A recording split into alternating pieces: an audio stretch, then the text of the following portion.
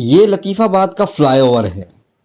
इसके बिल्कुल सामने इस फ्लाईओवर का फाउंडेशन स्टोन भी नस्ब है, जो 2006 में उस वक्त के गवर्नर सिंध डॉक्टर इशरतुल आबाद के हाथों नस्ब किया गया। 19 साल बाद अल्लाह अल्लाह करके फीके पड़े फ्लाईओवर पर रंगो रोगन का सिलसिला शुरू हुआ, जो अभी 20-25% ही मुकम्मल हुआ होगा। रंगो रोगन का काम आगे की तरफ चल रहा है और सूरत हाल ये है कि इसके पीछे इस नए रंग पर शादी दफ्तर वालों ने अपना इश्तिहार काले रंग की स्याही से लिखने में देर भी नहीं की। यानी कोई शर्म होती है, हया होती है, लेकिन यहाँ इन्हें कुछ एहसास नहीं होता।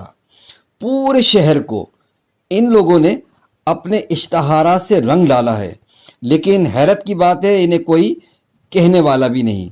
लेकिन इस फ्लाईओवर पर जहां भी रंगो रोगन का काम चल रहा है, यहां भी लिख डाला।